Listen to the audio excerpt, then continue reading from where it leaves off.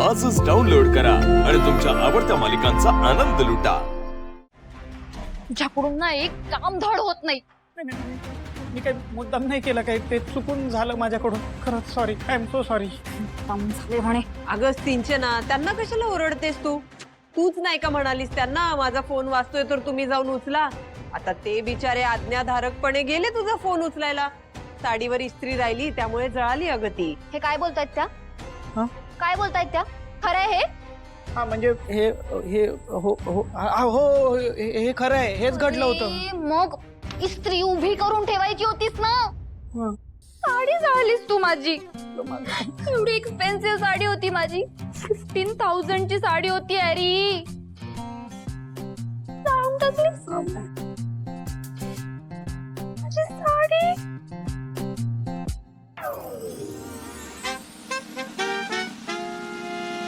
एक मिनिट बाजूला. काय हो वहिनी, हे सगळं झालं तेव्हा तुम्ही कुठे होतात? अगं मी इथेच होते ना, मी पाहिलं ते. वा वा वहिनी वा, म्हणजे तुम्ही तिथेच बघत बसलात. पण तुम्हाला असं नाही वाटलं की ती इस्त्री उचलावी? बिचारीची साडी जळते. आपण इस्त्री उचलली तर बिचारीची साडी वाचेल ना जळायची? नाही, तुमच्याने ते कसं होईल? तुम्हाला तर बघायचंच होतं नाही का? अगं वाटलं मला, पण ते मग का नाही उचलली इस्त्री? अगं नाही, त्यांची वेळ संपली असेल कदाचित, म्हणून त्यांनी उचलली नसेल, है ना? बरोबर. अरे तू नक्की कोणाच्या बाजूने? माझ्या की यांच्या? मी मी मी रूलच्या बाजूने आहे. मगाशी नाही का तुझी किचनची वेळ संपली तर तू तशीच निघून गेली नाही का? आता सुद्धा तसंच घडलं असेल. साडी जळली पण त्यांनी रूल तोडला नाही. वा वहिनी, आवडला मला हे. बरोबर आहे तुमचं. हा ठीक, तू ये रूम मध्ये, तुला बघतेच मी. हो बाजूला. आणि अगं ते रूल ठरलं होतं ना. चिडली ती. जा. हा हा. सिंचना सिंचना, जाऊबाईचं काम नाही का आवरायचं राहिलंय? निर्णय घेण्यासाठी नवी समिती स्थापन, समितीला काम करू देणार नाही यांचा इशारा. शक्तीपुढे सरकार बाबा, हा ऐका बोला. इकडे बघा ना, काय झालं? माझा अभ्यास घ्यायला कोणी हाय नाही.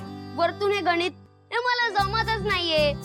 एक थर्ड पेपर वाचू देणार नाही बातमी वाचू. ते इकडे तुला मीच भेटलो. आजोबा कुठे आहेत? आजोबा फोनवर बोलताय, नाहीतर मी तुमच्याकडे कशाला आलो असतो? आगाऊपणे बोलू नको. आणि हरीश काका? तुम्हीच तर मला 4-4 वेळा सांगितलंय ना की ह्या भागातून त्या भागात जायचं नाही म्हणून. हा एक तोटा झाला. बरोबर, ठीक आहे.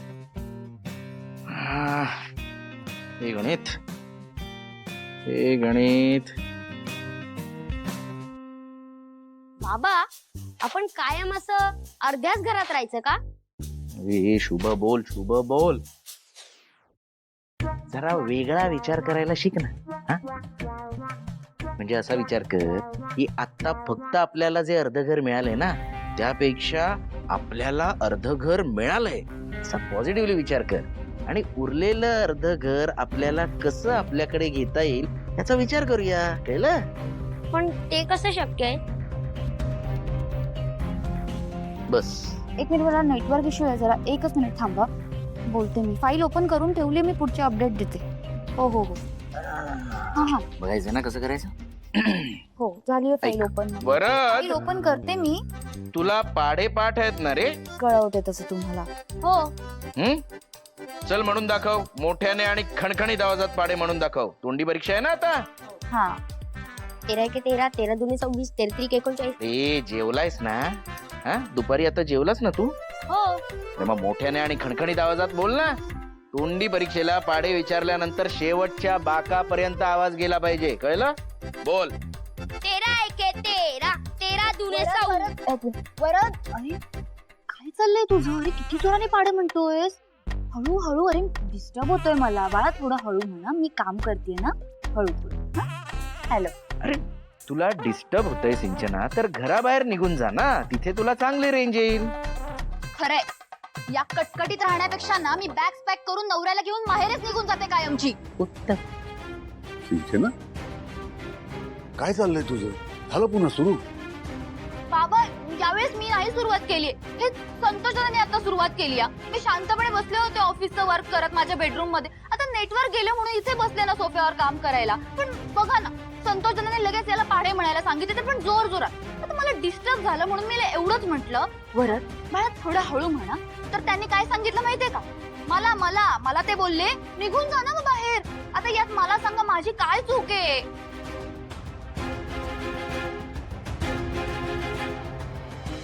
संतोषाने काय चाललंय तुझं? म्हणजे आता सगळ्यांना घराबाहेर काढून या घरात एकट्याला राहायचंय का तुला? आई असं काय करतेस? मी कुठे काय केलंय? मी उलट हिची मदत करत होतो. संतोष दादा प्लीज हा, तुमची ही सोंग माझ्या समोर नका दाखवू.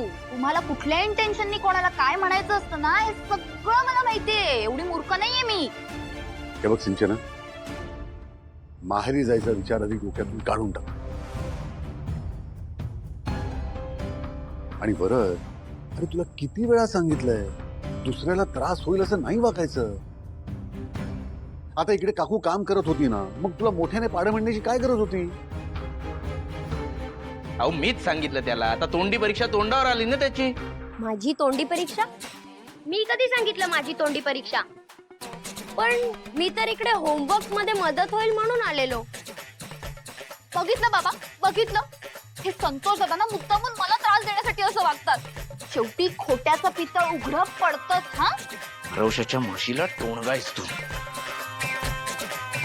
संतोष वरद तू आज चल आमच्या खोलीत, आपण करूया अभ्यास. चल, ये. बघ झालं की नाही? गणित सुटलं की नाही? जा. आजोबा हो, हे काय रे? गणित मला जमतच नाहीये. कुठलं? दाखव दाखव.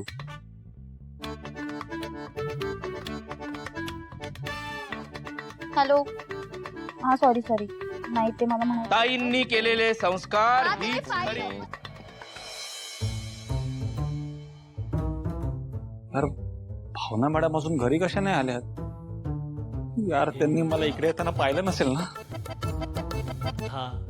तेव्हा प्लीज काही करून भावना मॅडम आत्ता हे नको कळू दे की मिस्टर गाडे पटेल मीच येते. प्लीज.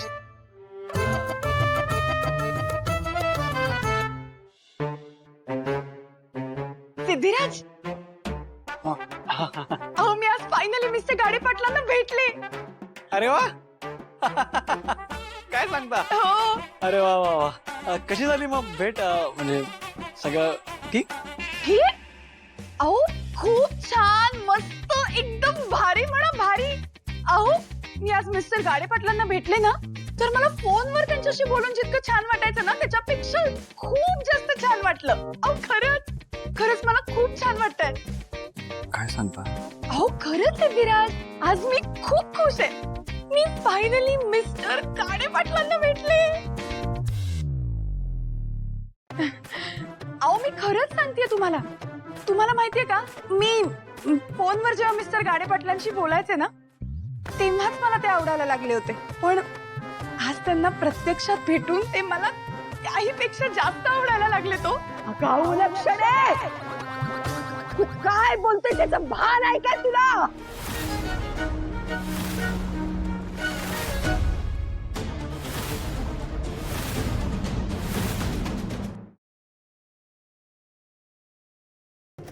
लक्ष्मी निवास